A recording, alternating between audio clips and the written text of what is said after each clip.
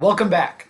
Today's lecture is going to be on the Kennedy assassination. So the year's 1963. Kennedy has, because of the boycotts going on in Montgomery, has come out in favor of national civil rights legislation.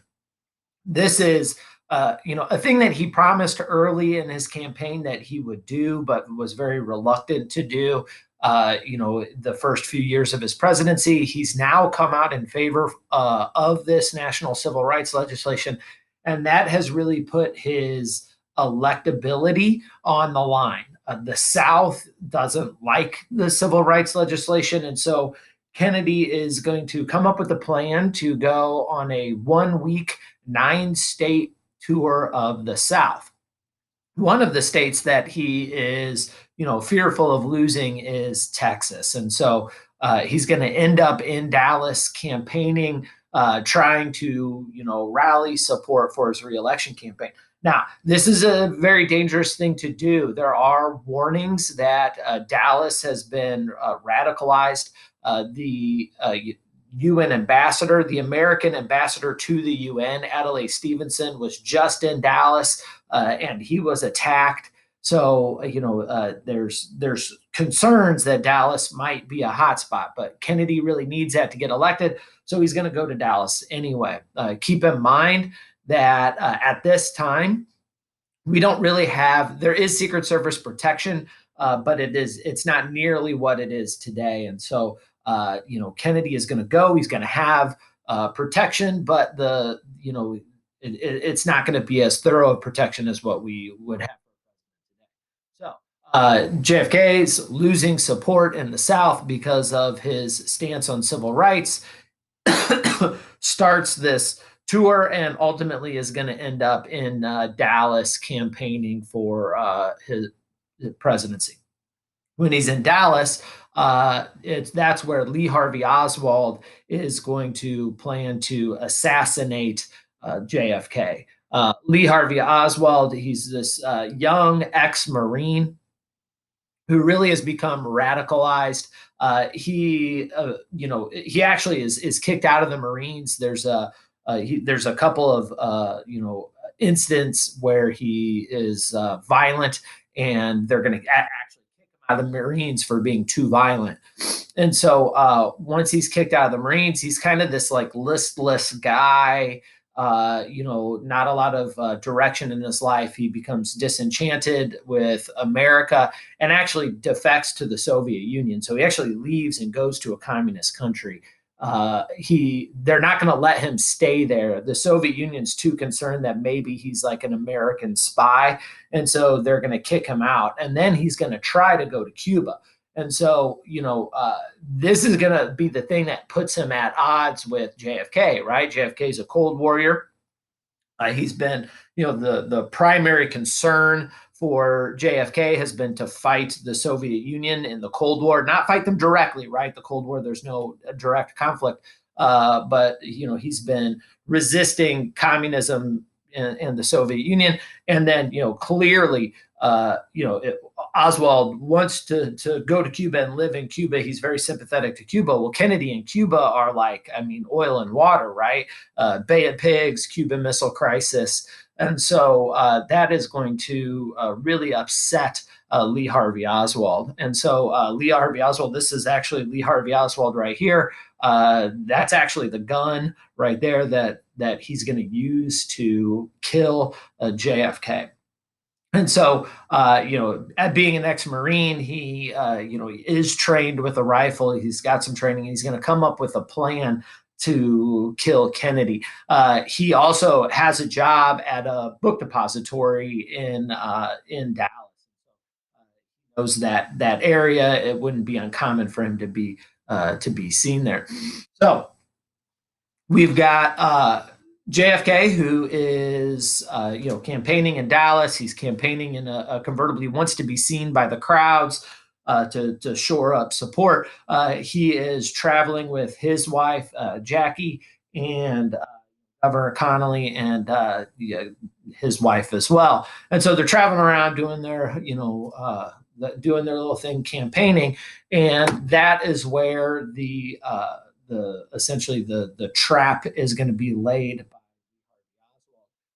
Take a look here. We can see the actual route that the motorcade takes on their tour. You can see the building on the left all the way up there. That's the book depository. Oswald is seen on the sixth floor. There are witnesses that saw Lee Harvey Oswald on the sixth floor of the book depository. It's from that window that, as the motorcade, you can see the little motorcade traveling down the street there.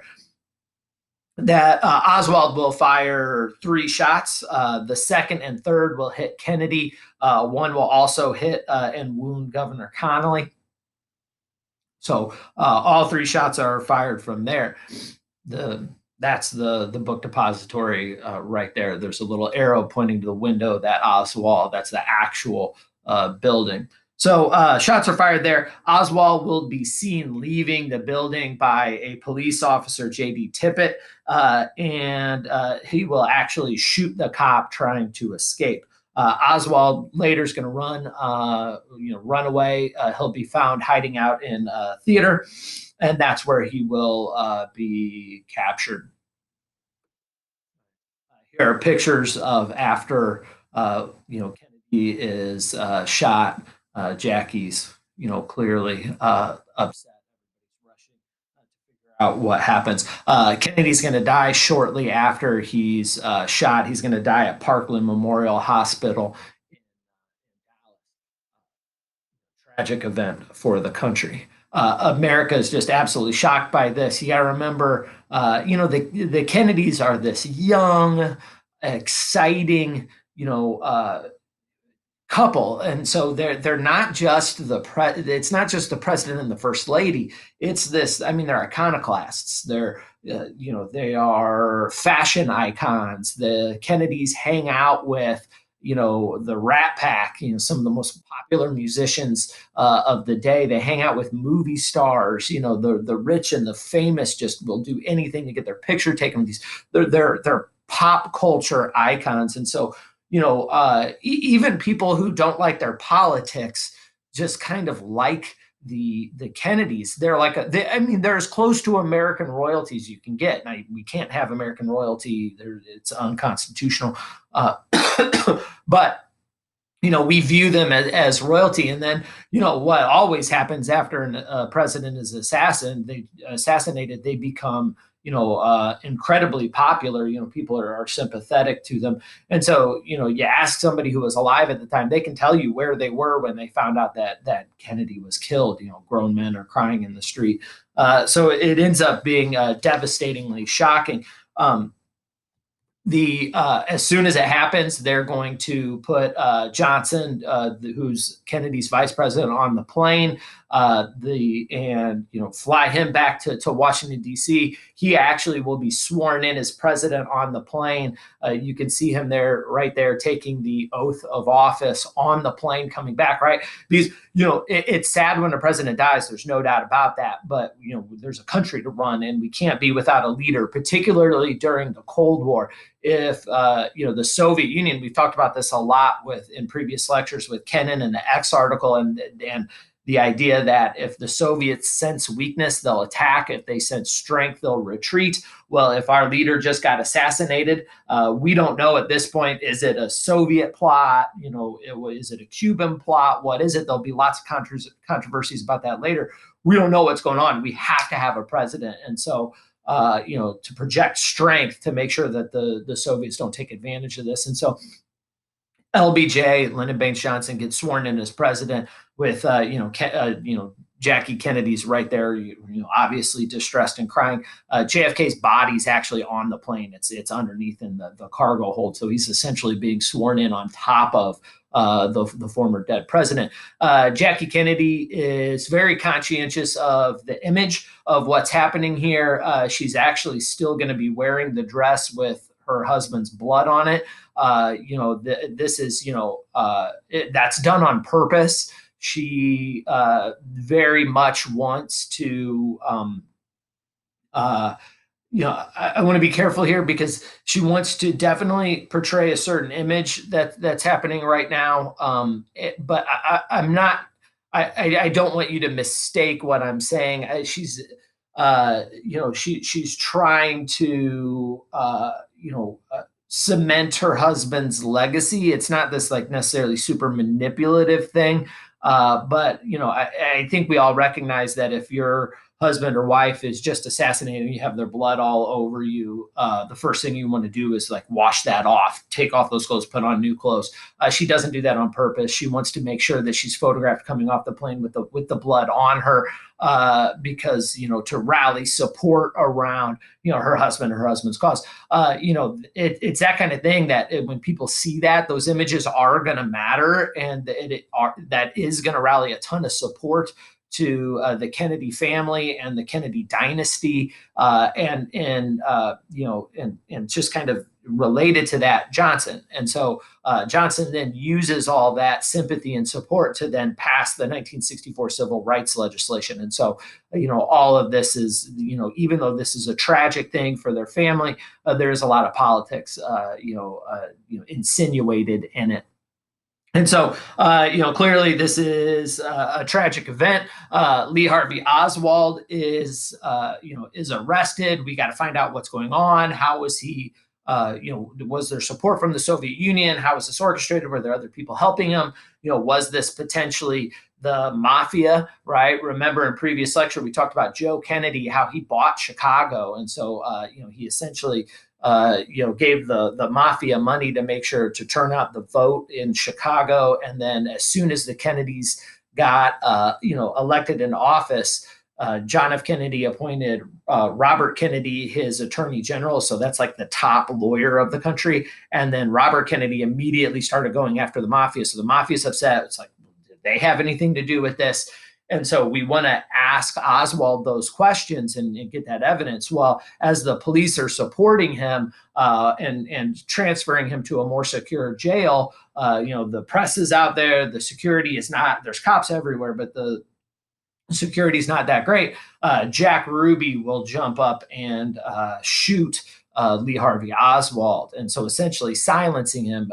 The conspiracy theories go crazy at this point. It's like, oh my God, now we can't get to the end of it. I mean, this makes it look like there's some deep seated conspiracy. Well, then we start to find out a little bit about Jack Ruby. And what we find out about Jack Ruby is he's like a nightclub owner. He's got connections to the mafia. And so this is going to just, spur all kinds of conspiracies about how the mafia was involved with this assassination.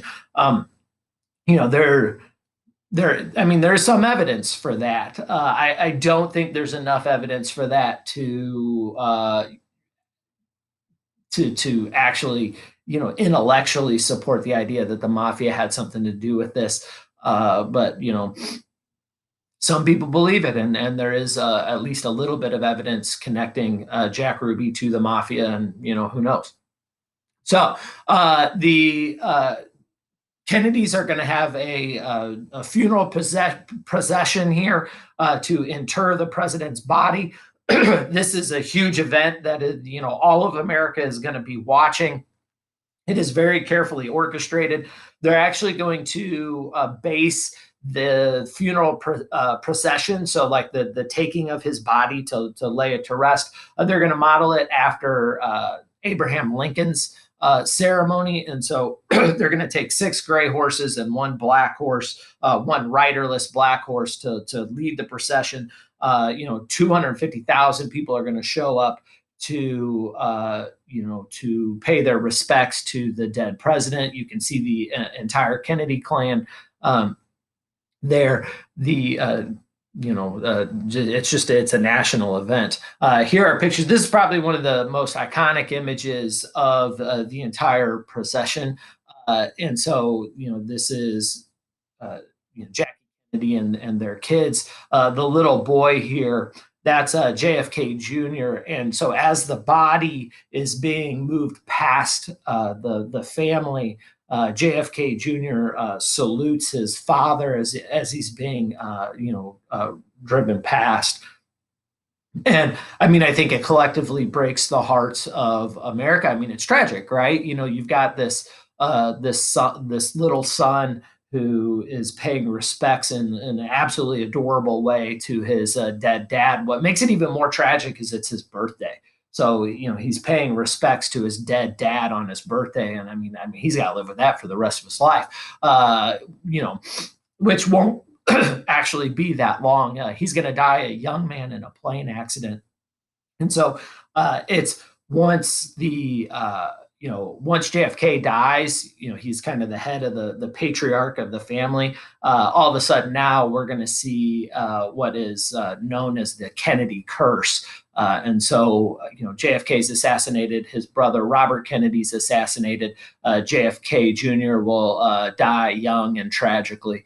It's just a series of very unfortunate events that happened to the Kennedy family. This image is it's actually orchestrated. Jackie again wanted to. She actually instructed JFK Jr. to do this, so it wasn't impromptu the way that they made it look. But I think it's still significant. I mean, it you know it really kind of humanizes the president and the president's family. In interviews after the assassination, Jackie really kind of cements the myth of the Kennedy family, and she starts to refer to the Kennedy family as Camelot, right? That's a reference to King Arthur and his shiny city on the hill, and so she. Kind of this like idealized, perfect place. And so, Jackie will use, essentially the rest of her life promoting this idea that the Kennedy family is this, kind of perfect family just for history. It's certainly not this perfect family. We know from previous lectures, the Kennedy brothers, John's constantly cheating on Jackie. Robert Kennedy, same thing. They both had very famous affairs with Marilyn Monroe, the biggest movie star of the time. We also know Joe Kennedy essentially had a special needs daughter who he locked away from public and essentially had lobotomized to try and make her normal, which is absolutely terrible. It's why the Kennedy family is going to start the Special Olympics, because the brothers and sisters of the lobotomized daughter are going to feel terrible about that, and so they're really going to kind of try and help the special needs community. So this image of perfection is clearly not, true, but it is kind of fascinating, and Jackie is responsible for a lot of that. Now, after the assassination happens, clearly we have to look into, well, what happened here? Did Lee Harvey Oswald act on his own? Were the Soviets involved? There are connections between him and the Soviets. And so the Warren Commission is established to investigate the assassination and Oswald's murder. And, because there's all kinds of conspiracy theories out there, we'll list them here, in the next slide. But there's, everybody wants to know what's happening, and there's all kinds of speculation. Was it Cuba? Was it the Soviets? Was it, was it the mafia? Who knows? So the Warren Commission will look into it, and they will conclude that Oswald did act on his own. That information has kind of it's been sealed. And so, because they'll release some information, other information will be classified. So, even once the Warren Commission comes out and says that this was Oswald, he acted on his own, there's still going to be conspiracy theories. As a matter of fact, there are JFK the movie really kind of promotes that. I think it you know not very historically accurate, but the Warren Commission does say that he acted alone, but that's still debated today.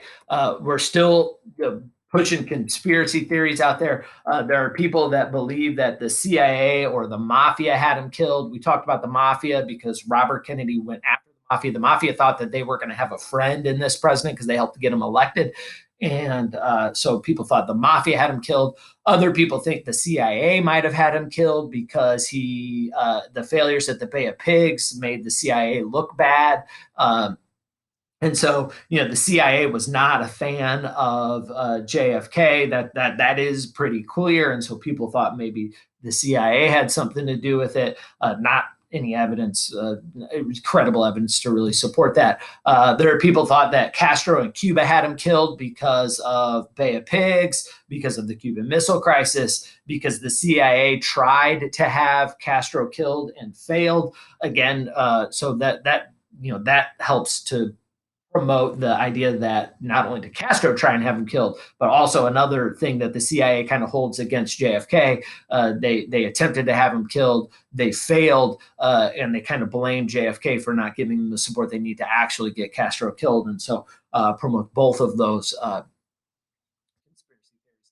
And then there's also the idea that Cuban exiles in Miami might have done it because they felt betrayed at the Bay of Pigs. They felt like Kennedy set them up for failure. Remember in the previous lecture when we talked about Bay of Pigs, part of the reason the Bay of Pigs failed there's two big reasons why it failed. One, Kennedy didn't provide air support, so they're going to be upset about that. And two, there were spies that knew about Cuban spies that knew about the plan ahead of time. And so, the Cuban exiles really kind of blame Kennedy for both of those things. You should have provided air support, and two, you should have had better security to keep it a secret. So, all these things are still kind of being debated today. Most credible historians believe that, Oswald did act alone. Time will tell. Maybe other details will come to light later, but I doubt it. The important thing here, though, from historical context, is take the human element out of it. This is tragic that somebody died here, but two really important things come out of it. One, the most important thing is the 1964 Civil Rights Act. Because Kennedy died, and because Jackie Kennedy really made the entire country sympathetic to the Kennedy family, LBJ is going to say, everybody loves Kennedy now, and he's and all the politicians know that. And so it is very risky to to look like you're not supportive of Kennedy and the Kennedy family. And LBJ uses that to pass the 64 Civil Rights Act. He essentially goes to all these politicians and says publicly, if you love Kennedy, you'll support the 64 Civil Rights Act because Kennedy did. And so that will, all the people on the edge will come to support the Civil Rights Act. Now, there's still going to be Southern Democrats that are going to try and filibuster this. And so it's not a sure thing, but it is the Kennedy assassination will be the thing that pushes the 64 Civil Rights Act kind of over the precipice and actually gets it passed.